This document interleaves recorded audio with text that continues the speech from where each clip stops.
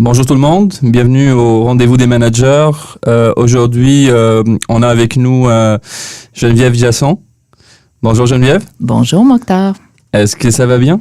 Ça va très bien. Un petit peu fatiguée de ma journée, mais ça m'énergise d'être avec toi. Merci. Je suis complètement d'accord. Ça fatigue quand même 3 jours consécutifs de MBA. Là. Ça doit être quand même assez fort. Oui. Faut le vivre. Faut le vivre. Écoute, aujourd'hui avec Geneviève, on va parler un petit peu de gestion de changement.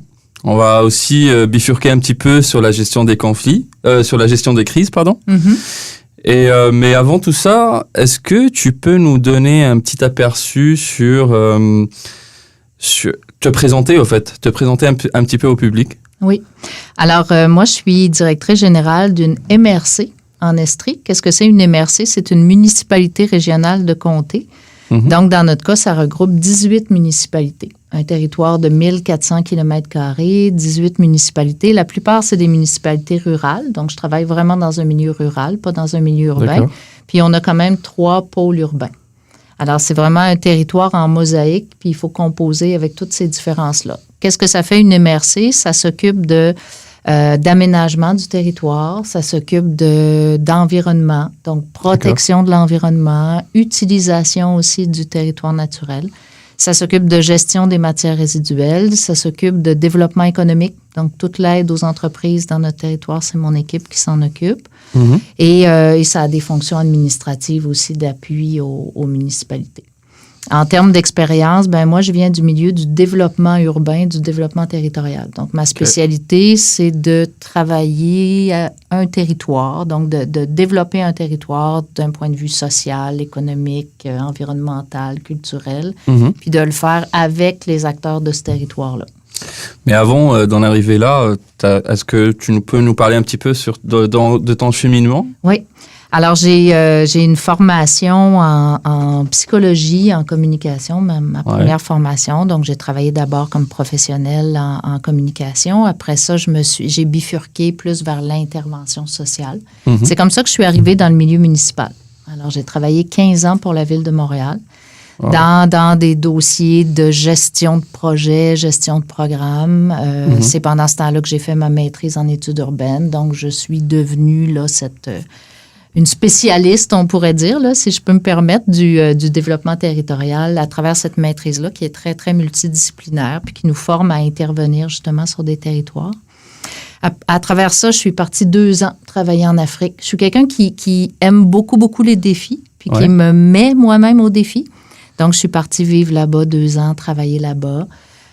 J'ai croisé des personnes extraordinaires, des gens, des femmes, des hommes plus grands que nature qui travaillent à essayer de répondre aux besoins de base de leur population. Ça m'a marqué beaucoup, beaucoup. Ouais. Je me suis rendu compte aussi qu'on n'avait pas le monopole des bonnes pratiques et tout ça. Au Absolument. Contraire, j'ai beaucoup appris de cette expérience-là. Mm-hmm. Et éventuellement, dans ma carrière aussi, j'ai dirigé une ONG de développement international. Donc, je l'ai vécu moi-même comme travailleuse, comme on appelle ça des volontaires, des volontaires canadiens à l'étranger. Puis après ça, plus tard dans ma carrière, j'ai pris une pause du milieu municipal, puis je suis allée travailler comme dirigeante d'une ONG, comme DG. J'ai aussi eu ma boîte de consultant pendant 8 ans. Donc, ce dont je vais vous parler, la gestion du changement à l'échelle d'un territoire, j'ai travaillé pendant 8 ans à renforcer les pratiques de celles et ceux qui font ça comme métier. Donc, un peu partout au Québec, il y a des gens qui travaillent à essayer de renforcer les conditions socio-économiques, de revitaliser des territoires, dévitaliser. Mm-hmm. Donc, c'est ça. J'ai formé ces gens-là, accompagné ces gens-là pendant 8 années, partout au Québec, y compris dans le nord du Québec, vraiment dans toutes les régions. Si on essaye un petit peu, de mettre un chiffre là, sur les années que tu as en gestion, c'est quand même... Comme directrice générale, c'est ma 15e année, wow. Dans 3 contextes différents. D'abord, la boîte de consultants que j'ai fondée puis que j'ai dirigée pendant 8 ans. Ouais. Après ça, 3 ans en développement international dans une ONG. Et là, depuis 3 ans, à la direction d'une MRC. C'est vraiment impressionnant. Hein. Mais maintenant, tu sais, on a parlé... Tu nous as parlé que tu avais géré une ONG, tu t'as aussi été gestionnaire dans le secteur public. Ouais. C'est quoi la différence entre les deux? Comment on pourrait les qualifier? Ouais, je vais commencer par les similitudes. OK. Parce que qu'on soit dans le milieu des ONG ou qu'on soit dans le secteur public, on travaille non seulement pour la bonne gestion de l'organisation qu'on dirige ou dans laquelle on travaille, mais on travaille aussi pour des changements sociaux ou socio-économiques plus grands que l'organisation. Donc, la mission de l'organisation, c'est pas de s'enrichir elle-même ou d'enrichir ses actionnaires ou ses propriétaires. C'est vraiment d'enrichir la société, de créer de la valeur socio-économique dans la société. Donc ça, qu'on soit dans le secteur public ou dans celui des ONG, c'est la même chose. Fait que ça veut dire que comme gestionnaire, on a toujours le double standard de bien gérer les ressources qu'on a puis faire le maximum avec ces ressources-là, parce que les ressources sont limitées aussi. Et aussi l'autre standard à plus long terme, d'essayer de transformer la société vers le mieux. Ouais. Puis des fois, ça va bien, ça fonctionne bien ensemble, mais des fois, c'est sous tension. Parce que justement, les ressources sont limitées ou parce que les bailleurs de fonds ou les électeurs qui payent des taxes, les payeurs de taxes, ont des attentes de résultats à court terme. Fait qu'on est toujours entre les résultats à court terme et l'impact sur la société à plus long terme. Puis, je pense que comme gestionnaire, ça amène des défis qui sont spécifiques à ces secteurs-là. Après ça, en termes de différence, c'est sûr que le secteur des ONG, ce qui est toujours un défi, c'est que tu vis de subventions. Okay. Donc, il faut que tu sois capable, justement, comme je disais tantôt, de livrer des bons résultats à court terme pour démontrer que tu crées de la valeur. C'est ça, ta légitimité, effectivement. Ta légitimité même est constamment remise en question et fragilisée aussi par le fait que des fois, tu as des ressources, des fois, tu en as moins. Bon, dans le cas de l'ONG que je dirigeais, c'était quand même une dizaine de millions de dollars de chiffre d'affaires par année. Là, donc, c'était une ONG qui avait de la stabilité, mais des petits organismes, souvent, c'est ça, se battent pour leur survie. Mais les subventions qu'on va chercher pour les ONG, est-ce que c'est à l'année? Le budget est fait d'une manière annuelle ou c'est sur plus 2-3 ans? Comme les compagnies. Oui, ça, c'est très variable. Encore là, une grosse ONG de développement international travaille des programmes sur plusieurs années. Donc, des fois, c'est même des financements. Là, par exemple, nous, on avait un financement sur 7 ans pour pouvoir envoyer des Canadiens, des Canadiennes à l'étranger. Okay. Alors, ça amène beaucoup de stabilité et ça organise les ressources. Mais parfois, il y a plusieurs ONG ou comme on appelle au Québec des OBNL, des organismes à but non lucratif, qui, eux, vivent même de projets à très court terme. Ils n'ont pas de financement pour leur mission de base. Donc là, des fois, ils vont être à l'année.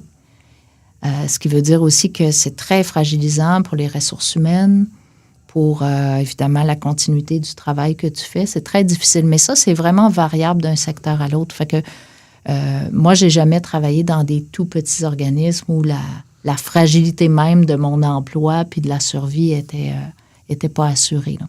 D'accord. Mais par contre, il y a toujours la dépendance aux bailleurs de fonds. Fait que si, dans le cas d'une ONG de développement international, c'est beaucoup le gouvernement du Canada qui est le gros bailleur. Okay. Alors, si la politique canadienne change, ça oblige tout le monde à bouger. Et moi, ça, c'est quelque chose qui me confrontait beaucoup parce que je trouvais qu'on était tellement dépendants que notre bailleur de fonds, le gouvernement du Canada, arrivait même à nous dicter comment on devait se comporter et tout ça. Pas que ça nous était demandé, mais le niveau de dépendance était tellement important. Okay. On avait besoin de ces sous-là pour être capable de faire notre travail, que ça nous amenait à être dociles, si je peux dire. Wow, mais les fonds, est-ce que ça vient pas aussi de donateurs... d'autres donateurs, en fait. Oui, c'est ce qui crée l'équilibre, souvent. Okay. Puis quand un des mandats que j'avais dans cette ONG-là, c'était justement de prendre une ONG qui avait quand même 60 ans d'existence, qui avait toute une histoire, des façons de faire, qui avait besoin un peu d'être modernisée, puis, entre autres, de réduire sa dépendance aux bailleurs de fonds, au gouvernement canadien, en créant d'autres opportunités. Mais ça, c'est pas... Il faut être habile. Moi, j'avais fait beaucoup de gestion de projet, beaucoup de développement de projet. Fait que j'arrivais avec toute cette connaissance aussi des stratégies. Hein? Si tu n'as pas de stratégie, là, comme dans n'importe quelle entreprise, si tu n'es pas bon dans ce que tu fais, si tu n'es pas bien dans ton core business puis que tu n'as pas une bonne stratégie, tu n'y arrives pas à aller chercher du financement. Ouais, c'est comme si on peut dire, dans un milieu entrepreneurial, tu faisais du développement d'affaires, en fait. Tout à fait. Ben, pour moi, c'est ça. Je suis quelqu'un vraiment de développement. Je suis une entrepreneur sociale. Ouais. Alors, mais ça part je dirais d'une attitude, c'est pas le bon terme, mais mon approche de base, c'est l'entrepreneuriat social. C'est-à-dire qu'il y a des besoins sociaux, des besoins environnementaux, il y a des besoins. Mm-hmm.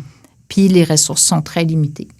Donc, comment on fait au mieux pour répondre à ces besoins-là? Puis comment on développe des ressources, des services qui sont vraiment sur la cible par rapport aux besoins. Je comprends. Donc, ça m'amène, oui, à faire du développement d'affaires, mais des fois, ça m'amène à remettre en question aussi des façons de faire qui sont là depuis longtemps puis pour lesquelles on ne se pose plus de questions. Alors, je l'ai fait à l'époque dans l'ONG, je le fais aujourd'hui avec la MRC où je travaille. Mais... juste par rapport aux ressources, tu sais, par rapport à un gestionnaire, là, dans une entreprise, j'imagine que dans une ONG, les employés sont beaucoup plus mobilisés que dans une entreprise quelconque où ils sont là, c'est pas seulement pour le salaire, mais en grande partie. J'imagine que dans une ONG, ils sont là aussi par rapport à la mission de l'ONG qui les inspire. Ouais. Ça, c'est une magnifique question. Parce que oui, c'est certain. Travailler dans une ONG ou même travailler dans le secteur public, souvent, c'est des gens qui sont en quête de sens, pour lequel le sens de ce qu'ils font est très important. Puis ça, c'est bien, parce qu'évidemment, tu as des gens très mobilisés dans ce qu'ils font, très engagés dans ce qu'ils font, mais ça te demande aussi d'être à la hauteur de ce sens-là. Ça veut dire que, tu sais, tout à l'heure, je disais, des fois, il faut que tu livres des résultats à court terme, versus l'impact à long terme que tu cherches à avoir. Ouais. Bien, pour les employés, c'est beaucoup plus l'impact à long terme qui est important. Mais des fois, comme gestionnaire, tu as à répondre à tes bailleurs de fonds. Et là, c'est le résultat à court terme dont on te parle. Donc, il faut intégrer tout ça puis garder la motivation de nos employés. Quand tu as une personne qui carbure beaucoup au sens, si ça ne fait plus de sens, tu vas la perdre. Exact. Quand tu as quelqu'un qui carbure plus aux conditions de travail ou au salaire, ben si les conditions de travail, le salaire n'est pas à la hauteur, tu vas perdre cette personne-là. Ben, c'est la même chose quand tu as quelqu'un qui carbure au sens. Puis après, ben, dans le contexte de pénurie de main-d'œuvre, c'est un gros enjeu surtout des plus petits organismes parce qu'on n'est pas capable de payer d'à côté, dans le fond, les conditions du secteur privé. Alors, c'est beau le sens, mais encore faut-il gagner dignement sa vie, surtout quand il y a de l'inflation, tout ça. Fait que souvent, il y a beaucoup de roulement de personnel aussi, c'est triste. Donc, les plus petits organismes sont des pépinières pour les plus gros, puis éventuellement des pépinières pour le secteur public ou pour l'entreprise privée. Mais c'est ça. Si je reviens à ta question là, par rapport au sens, ben ça demande toujours de garder vivant ce sens-là, puis des fois, c'est sous tension avec les besoins court terme ou les attentes court terme. Tu sais, il y a une autre question qui me passe par la tête. On a très bien vu au MBA, c'est la vision de porteur, là où les compagnies doivent justement créer, financer ces initiatives-là. Ouais. Est-ce que tu partages cette vision? Est-ce que tu penses que justement les donateurs là devraient être les compagnies qui devraient impérativement financer les ONG pour justement garder un certain équilibre? C'est une autre bonne question. Ben, en partie. Je partage en partie. En fait, je pense qu'une entreprise, surtout une entreprise qui tire ses ressources d'une terre, qui tire ses ressources humaines d'une communauté, ne peut pas s'en foutre.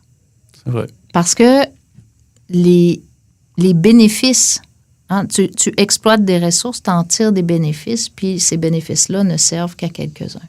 Mm-hmm. Alors que toutes les externalités reliées aux dégâts que tu fais dans l'environnement ou aux communautés que des fois tu appauvris de manière indirecte parce que tu ponctionnes leurs meilleures ressources ou parce que, bon, ben ça, c'est les organisations publiques, c'est les communautés, c'est les ONG qui se ramassent avec ce problème-là. Fait que ça, à la base, je ne l'accepte pas. Je pense qu'il faut continuer à parler de responsabilité sociale des ONG. On a fait des progrès en matière de ESG, puis c'est important de continuer par rapport à ça. Maintenant, une entreprise privée, c'est là pour créer de la valeur économique pour ses propriétaires ou pour ses actionnaires. Puis c'est correct comme ça aussi. Là où je m'arrête, c'est que tu ne peux pas créer de la valeur économique n'importe comment.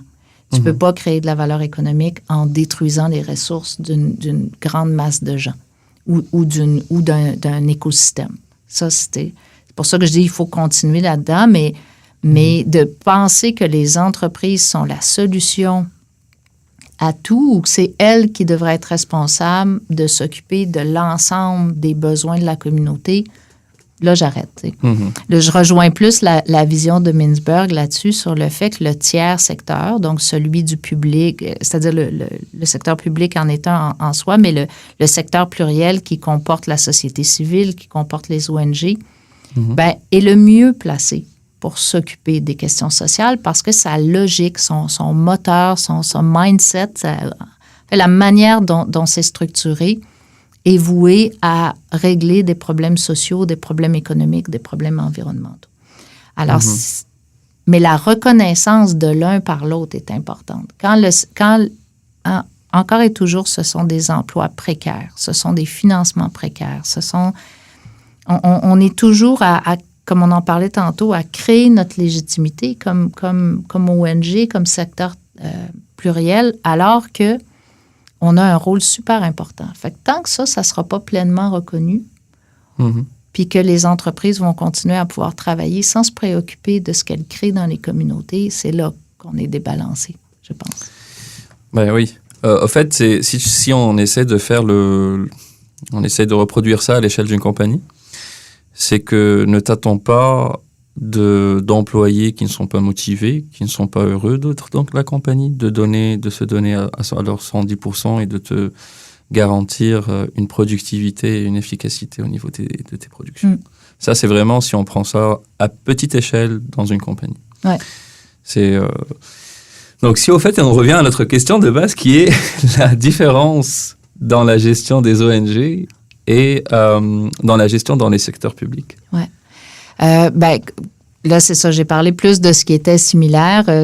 En termes de différence, là, je parlais quand même de la précarité. Tu sais, le secteur public a une légitimité bien établie. Donc, le secteur public s'occupe des programmes publics, gère un ensemble de services de base, qu'on parle d'éducation, de santé, mais dans le milieu municipal, ça va être tous les services publics offerts à la population, les loisirs.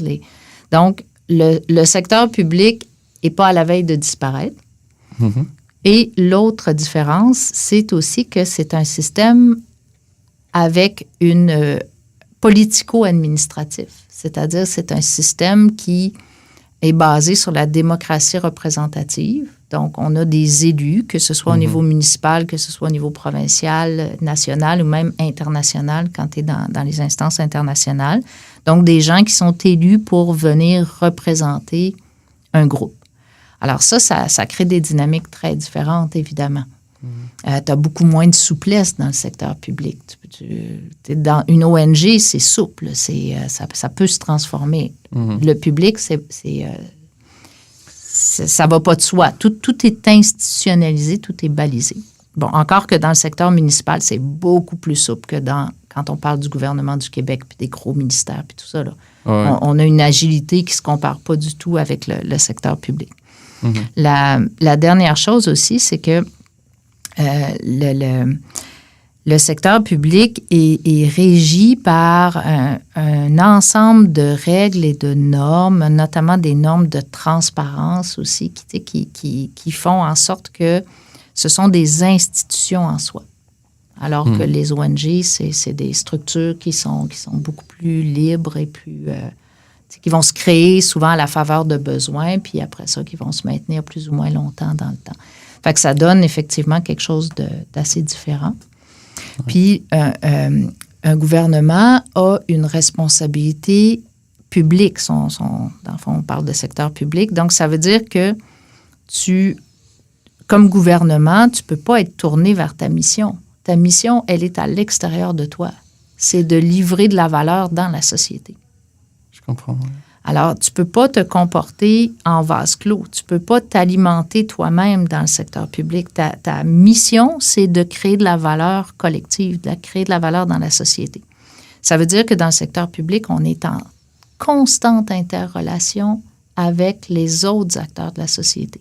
C'est comme si une partie de ma gestion, là, c'est de gérer vers l'extérieur. Je comprends, oui. Pas mes employés, pas... Non, vers l'extérieur, parce que c'est comme ça que je vais créer le maximum de valeur. Absolument.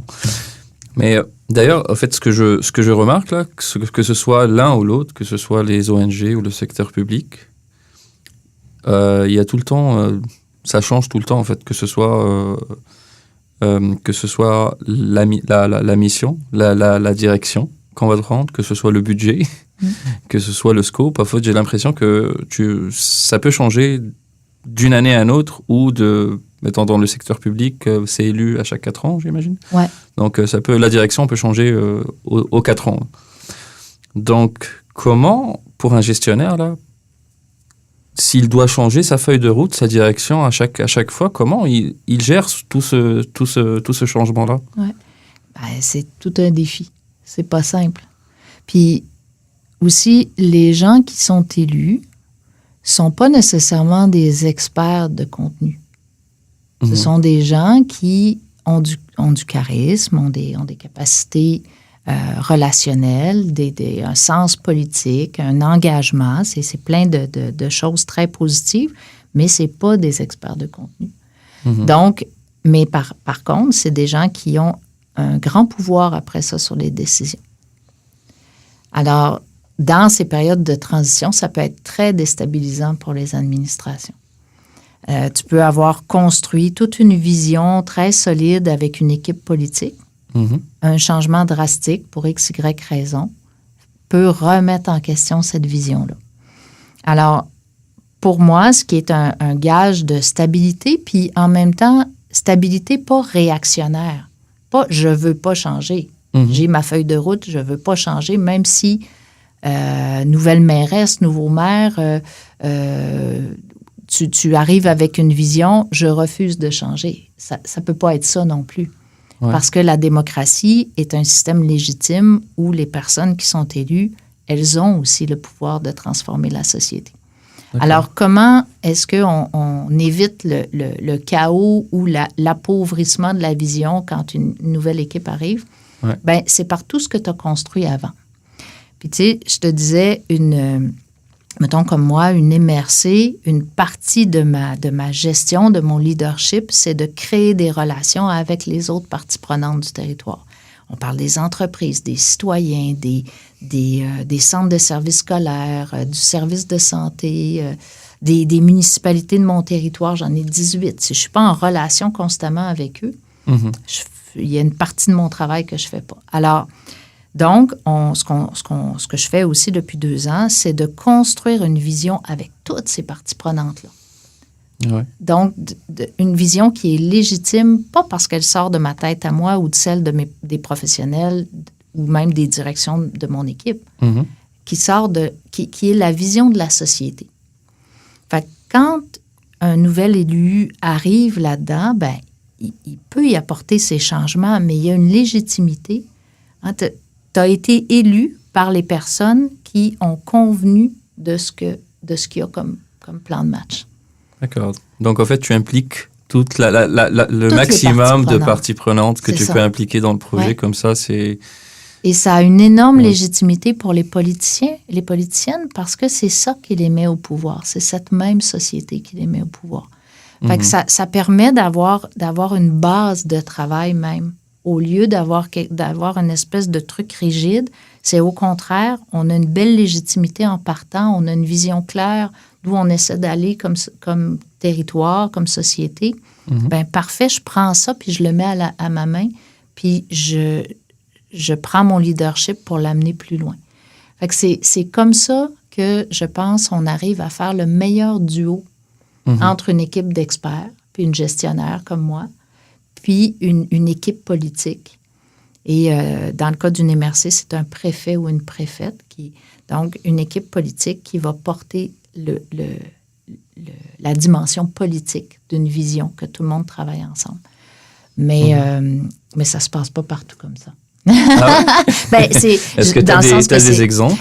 Sans donner d'exemple précis, parce que je ne voudrais pas pointer personne, mais il reste que c'est pas ce que je dis là, cette façon de travailler là, je l'ai appris à travers le temps. Okay. Je l'ai appris en accompagnement, comme je te disais tantôt, plein de gens au Québec qui sont dans ce genre de démarche-là. Puis à un moment donné, c'est apparu clair pour moi que la légitimité du secteur public vient vraiment de son ancrage dans la société, puis que il faut construire cet ancrage-là pour donner toute sa puissance, finalement, ou toute son importance au secteur public. Mais on t'enseigne pas ça quand tu commences ta carrière comme fonctionnaire. Hein? Au contraire, la vision de la société est assez négative par rapport aux fonctionnaires, alors que c'est une mission magnifique, c'est une mission immense. Oui. Même lorsqu'on essaie de voir un petit peu dans la littérature, on essaie de voir c'est quoi les meilleures manières de gérer un changement, là, comme coteur. Tu trouves des étapes qui sont assez... quand tu les vois, c'est vraiment idyllique. Tu te dis c'est facile, mais au niveau pratique, c'est pas aussi évident. Là. C'est sûr que mener un changement à l'échelle d'un territoire, là, c'est compliqué parce que tu n'es pas dans un laboratoire. Tu es dans le contraire d'un laboratoire. Tu es dans un milieu ouvert où il se passe plein d'affaires, où il y a plein de monde, où il y a plein d'intérêts divergents. Dans une entreprise là, ou dans un laboratoire, tout est organisé pour répondre à un objectif de production ou d'expérimentation contrôlée. Dans mon métier, tout est potentiellement hors de contrôle. Hein? Donc, comme gestionnaire, ou même que ce soit comme gestionnaire de projet ou comme directrice, ta stratégie pour gérer le changement, c'est de renforcer tes parties prenantes, de renforcer tes composantes et de leur donner le pouvoir d'avancer. Donc, on va être en chef d'orchestre ou en facilitation, mais si tout le monde n'est pas bien équipé pour travailler dans le même sens, ça ne fonctionnera pas.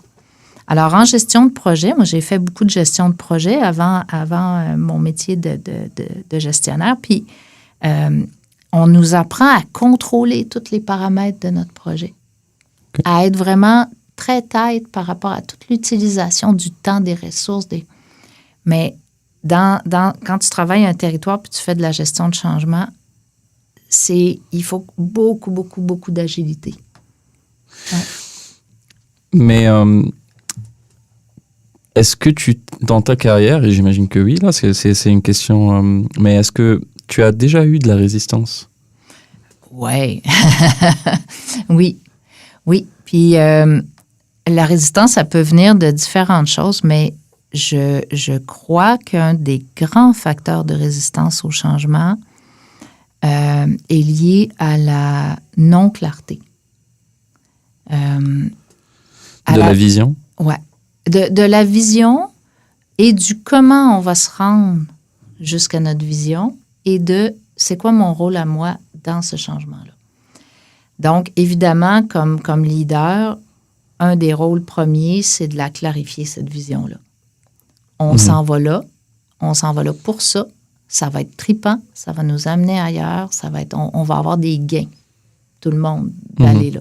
Fait qu'il faut faire rêver les gens. Il faut les amener là-dedans, puis il faut que ça soit très clair. Que tout le monde puisse se projeter, que tu sois l'adjointe administrative ou l'adjoint administratif ou que tu sois le directeur ou la directrice des opérations.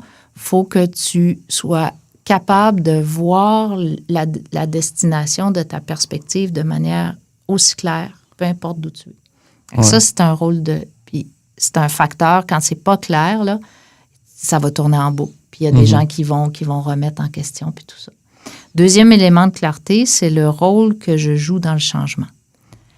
L'adjoint ou l'adjointe administrative, il y a un rôle dans le changement. Le directeur, la directrice des opérations a un rôle dans le changement. Fait que chacun soit capable de se positionner, puis sache exactement à quoi je vais contribuer. Puis le troisième élément, c'est comment on va se rendre jusque-là. Ça va être quoi nos étapes, ça va être quoi nos écueils, où est-ce qu'on va avoir des difficultés. Plus c'est clair, plus c'est clarifié tout le temps, plus tu défais la résistance. Après, il peut y avoir des individus résistants. Mais la clarté ambiante est un élément de mobilisation important qui fait que le groupe va avancer positivement vers le changement. Fait que pour moi, la clarté, là, puis c'est pas parce qu'on l'a dit une fois qu'il faut présupposer que les gens l'ont compris ou intégré. Absolument. Ouais. C'est tout le temps. Il faut toujours le ramener. Et j'imagine qu'il faudrait commencer à partager cette vision-là et partager ce plan-là avec les leaders naturels du groupe. C'est parce que si on arrive à les avoir, à les convaincre eux, ça va la vision et l'objectif, il va aller vers les autres plus facilement. Ouais.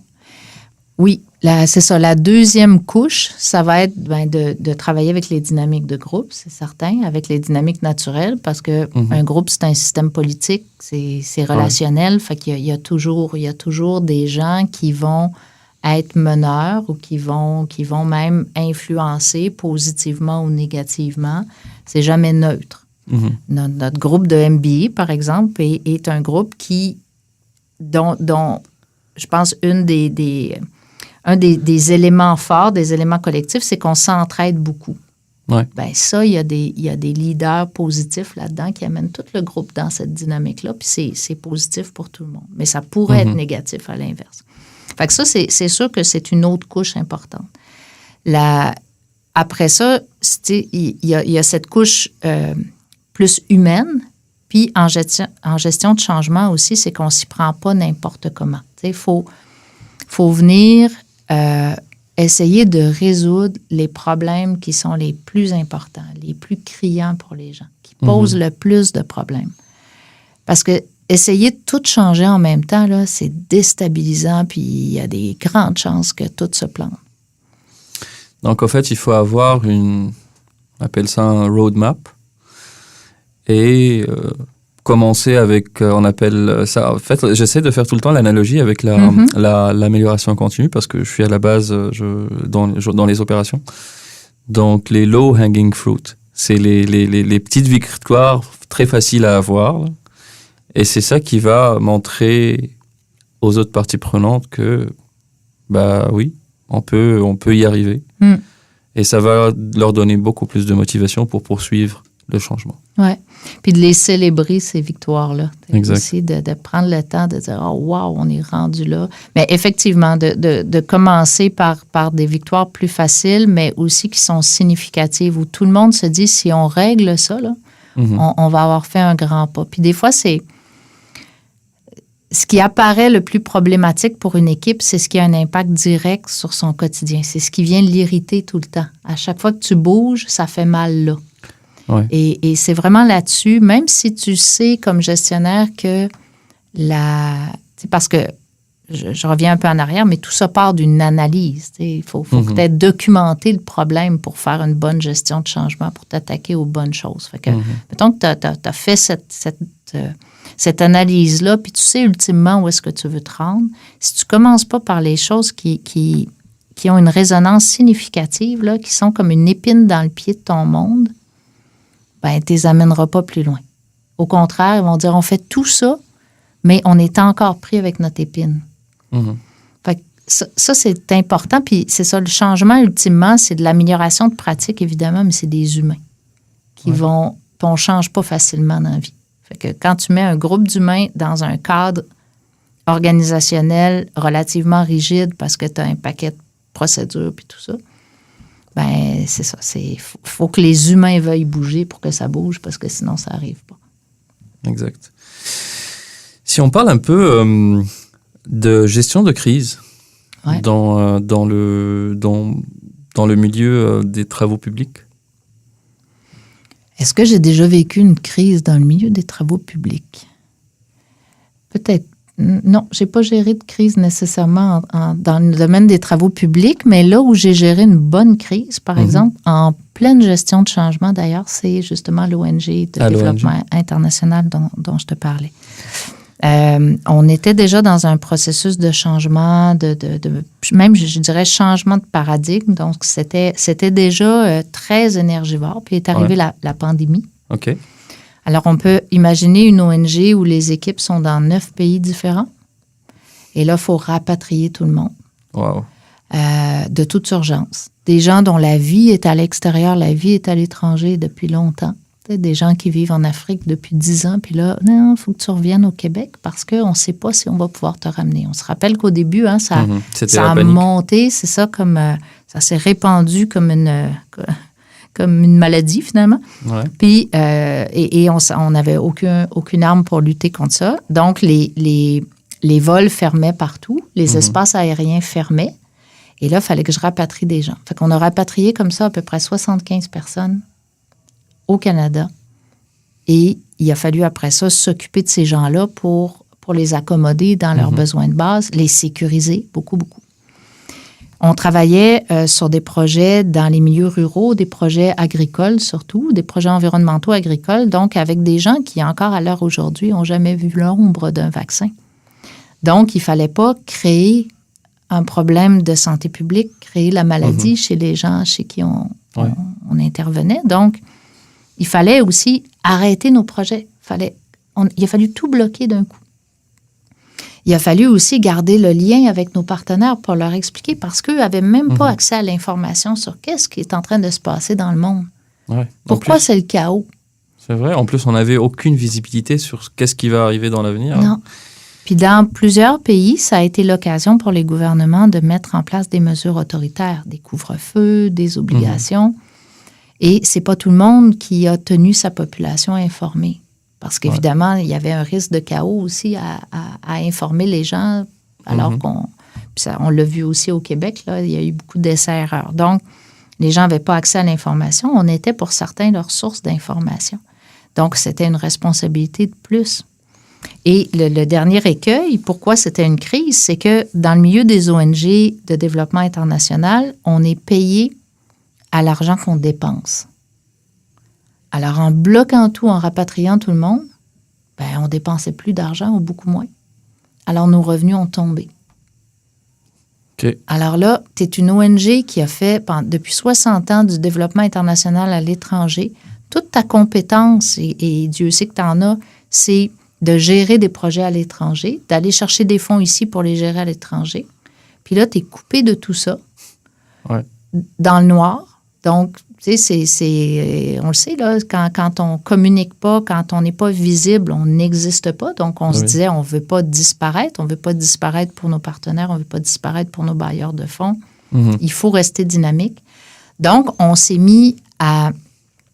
complètement transformé en termes de communication virtuelle, alors qu'on n'était pas bon là-dedans. On était en communication directe, en relation directe. On avait un festival de films sur l'environnement ici au Québec. Là, on s'est mis en mode virtuel, à animer des événements virtuels. On n'était pas bon sur Zoom, sur Teams, on ne connaissait pas ça. Oui, c'était nouveau.